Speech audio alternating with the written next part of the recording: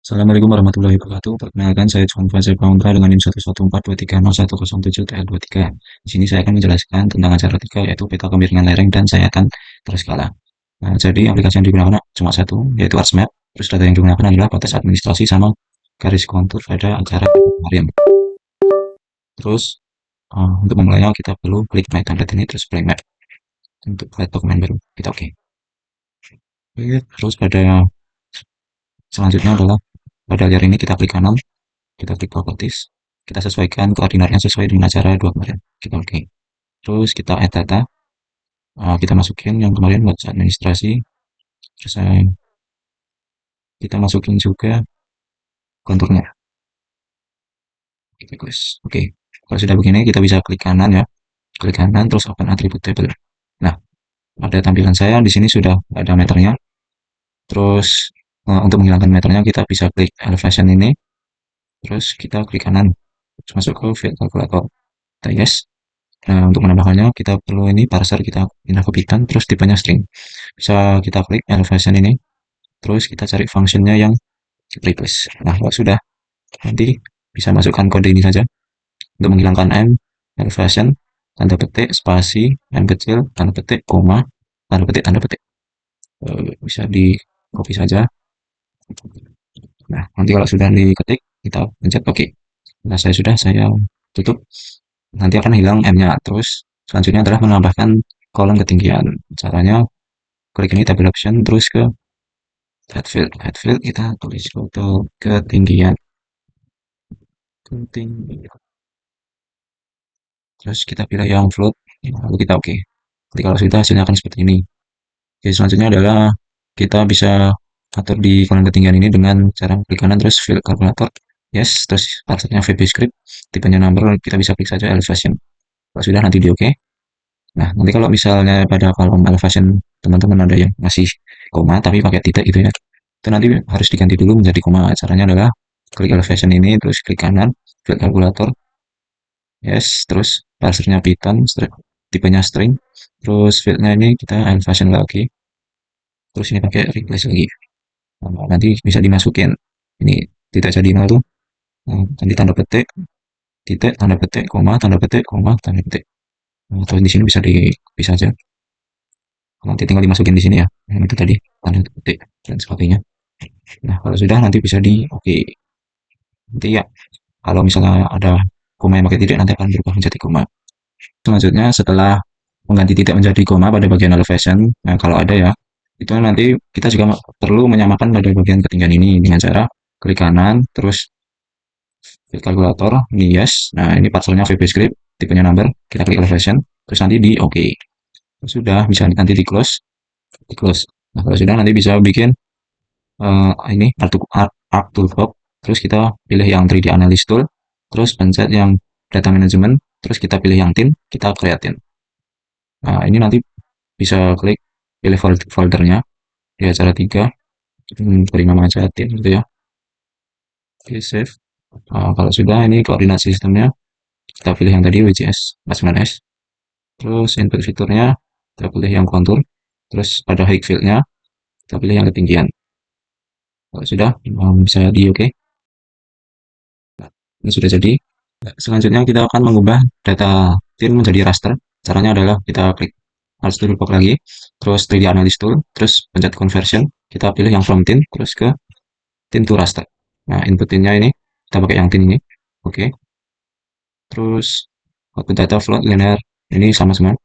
Di oke. Nah, kalau sudah, kita bisa klik Arch Toolbox lagi. Ini udah tin to rasternya. Kita klik Arch Toolbox lagi, kita pilih yang raster surface, kita pilih yang slope. Nah, input rasternya ini tin to ras. Terus output ini kita pilih yang persen karena kita akan menggunakan persen. Kalau sudah bisa di oke. Nah, oke, selanjutnya kita akan mengklasifikasikan pemilihan lereng berdasarkan Van Zuidam. Kita bisa klik saja Arch Toolbox, terus 3D Analysis Tool, terus nanti pilih yang raster class, terus ke reclassify. Kita klik input rasternya slope 10, terus kita pencet classify. Classesnya kita pilih 7. Ini metodenya manual. Nah, ini kita bisa pilih. Nah, kalau yang ini terakhirnya seharusnya dia diisi untuk ya maksimum ya. Tapi di sini maksimumnya cuma 72, sedangkan di sini 140. Nah, jadi bisa diisi saja 141. Ini kalau sudah bisa di oke, lalu kita oke lagi. Kemudian kita akan mengubah data raster menjadi polygon. Caranya adalah kita klik Art Toolbox lagi, terus kita pilih ke Conversion Tool, terus pilih yang From Raster, kita pilih yang Raster to Polygon. Terus kita bisa input ini, reclass, terus kalau sudah, kita oke. Oke, lanjut, kita bisa klik kanan ini untuk menentukan luasan, klik kanan pada bagian raster to reclass. Kita bisa open attribute table, terus kita akan add field. Kita bisa isi luas, terus ini kita pilih float, lalu kita oke. Nah, pada luas ini kita bisa calculate geometry, terus kita pilih yang koordinat sistemnya WCS 1984, unitnya square meter, lalu bisa kita oke. Yes. Oke, selanjutnya kita bisa unchecklist semuanya kecuali raster to reclass ini. Oke, kalau sudah, selanjutnya kita bisa klik identify di sini, klik. Nah, terus kita bisa cari bagian yang bisa dieliminasi, pastikan tidak terlalu besar atau tidak terlalu kecil. Di sini saya pilih yang ini. Nah, kalau sudah, ini bisa di copy, kita close. Lalu pada raster to reclass ini, kita open attribute table, kita select by attribute, kita klik luas, terus yang ini, terus sudah dispasi kan, kita di paste, terus hapus bagian belakang koma, terus di apply. Sudah bisa di close. Selanjutnya kita bisa lanjut ke Art Toolbox, terus kita pilih ke Data Management Tools, terus kita pilih yang Generalization, terus kita pilih yang Eliminate. Nah, ini kita inputnya pilih yang Raster to Reclass. Dapat fiturnya kita bisa pilih Polygon, kita klik sini, lalu kita save, terus kita oke. Oke, ini sudah berhasil dieliminasi. Hasilnya seperti ini. Nah, untuk melihat hasilnya kita bisa klik ini, lihat select fitur. Ya, selanjutnya apabila dirasa masih terdapat titik-titik kecil ini, setelah dieliminasi, kita bisa mengklik identify lagi untuk mengeliminasi titik-titik kecil ini, atau kotak-kotak kecil. Stepnya sama seperti yang sebelumnya. Dalam menghilangkan titik, tadi input layernya merupakan polygon sebelumnya. Misalnya tadi sudah di eliminate, terus kita akan eliminate lagi. Itu nanti bisa diklik pada polygon sebelumnya. Jika dirasa sudah halus, kemudian kita bisa memperhalus dari hasil polygon ini dengan cara kita pencet Art Toolbox, terus kita pilih yang kartu Gravity Tools, terus ke Generalization, terus ke Smooth Polygon. Diklik. Input fiturnya adalah Polygon Eliminate, terus smoothing algoritmnya yang Bezier Interpolation. Kita oke. Oke, sudah jadi. Kemudian kita bisa mewarnai hasil dari Smooth Polygon ini berdasarkan klasifikasi. Kita unchecklist dulu selain Polygon Eliminate Smooth-nya. Oke. Kalau sudah, bisa klik kanan, terus Properties. Pada simbologi, kita klik kategoris, terus value field-nya, kita pilih grid code, terus add values. Nah, terus ini sesuai dengan warna klasifikasinya. Di sini ada yang pertama leaf green, terus validate green, solar yellow, electron gold, rhodolithos, mars red, sama anemon violet. Untuk kelas 1 kita bisa pilih yang leaf green, terus outline colornya kita bisa no color, terus oke. Oke. Karena di sini cuma ada 5 ya. Seharusnya tuh kalau ada yang 6 sama 7 tuh nanti bisa pilih yang kalau 6 tuh mars red, kalau yang 7 nanti anemon violet. Begitu. Ini bisa di oke saja, lalu kita apply. Kita oke. Ini adalah hasilnya. Selanjutnya kita akan memotong sesuai dengan batas administrasi kemiringan hariannya ini. Kita bisa klik dahulu pada list by drawing order, terus kita cari batas administrasi, kita pindah ke paling atas, terus bisa di checklist, terus kita ganti ini, fill colornya no color, outline colornya merah, jadi 2, kita klik OK. Nah, kalau sudah, bisa kita klik Geo Processing, kita klik. Nah, input fiturnya ini adalah Polygon Smooth, terus klik fiturnya adalah batas administrasi. Kita bisa ada sini, kemiringan layering, bisa kita save. Oke, kalau sudah, bisa kita oke, kita tunggu clippingnya. Oke, ini adalah hasilnya. Selanjutnya kita bisa klik kanan pada bagian kemiringan layering ini. terus kita ke properties, simbology, terus klik kategoris. Nah, ini bisa diimport, kita ganti ke polygon smooth, bisa di oke, value fieldnya create code, oke, bisa di oke. Nah, kalau sudah begini nanti bisa di unchecklist pada bagian polygon smoothnya. Selanjutnya kita bisa bikin sayatan. Kita bisa unchecklist kemiripan layering, terus yang dicek adalah batas administrasi sama tint.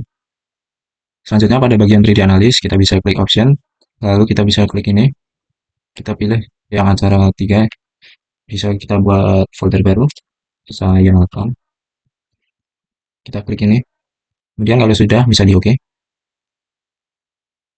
Lalu kita bisa lanjut ke bagian 3D analysis, kita pilih yang interpolate line, terus kita bisa tarik garis tegak lurus dengan garis kontur ya.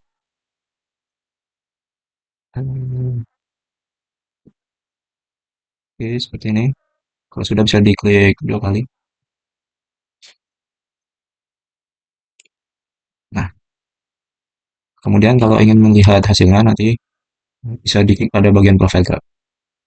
Nah, ini adalah hasilnya. Step selanjutnya adalah kita bisa unchecklist pada batas administrasi sama tintnya.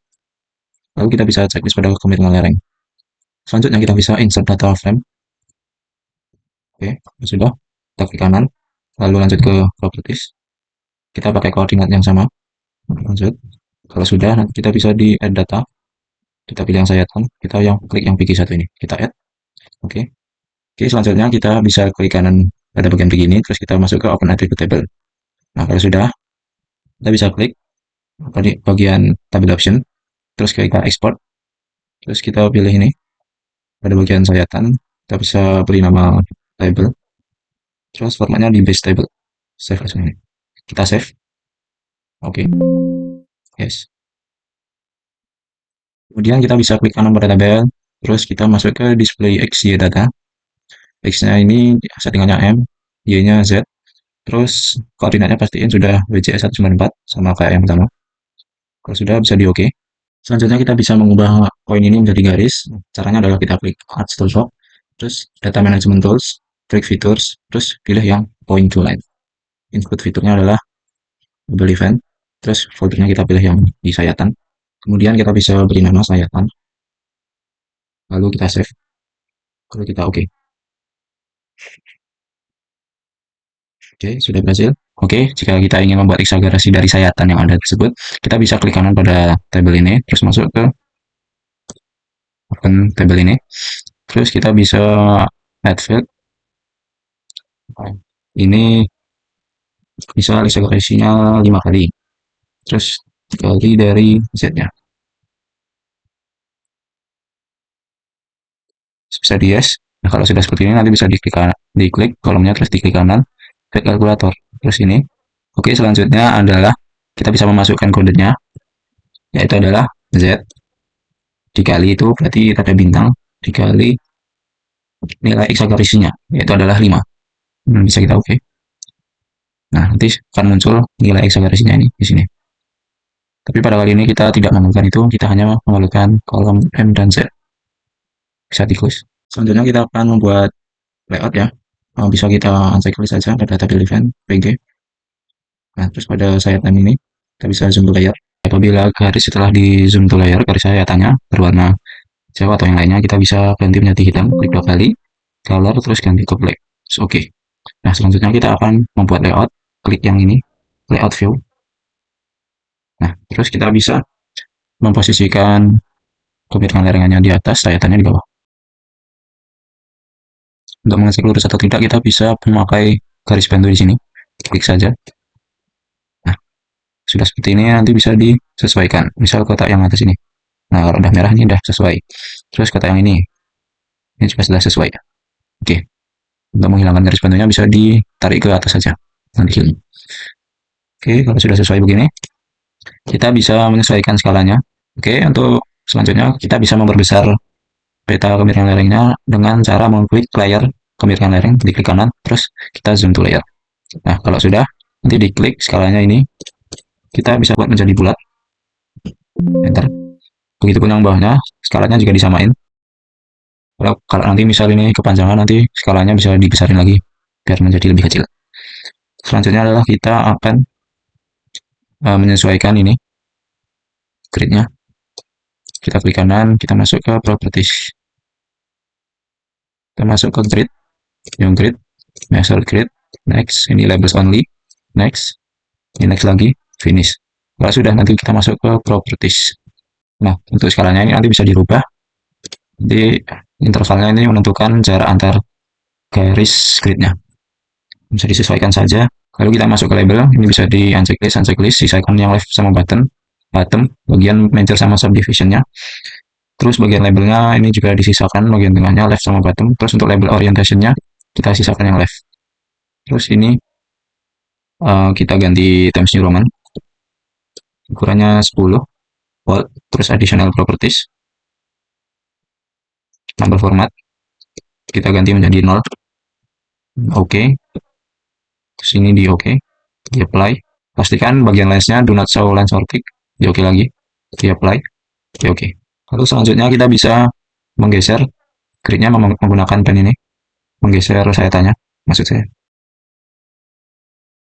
Jadi kalau sudah seperti ini, bisa kita klik saja. Lalu kita bisa menambahkan teksnya. Teksnya kita klik bagian sini, teks. Klik kanan.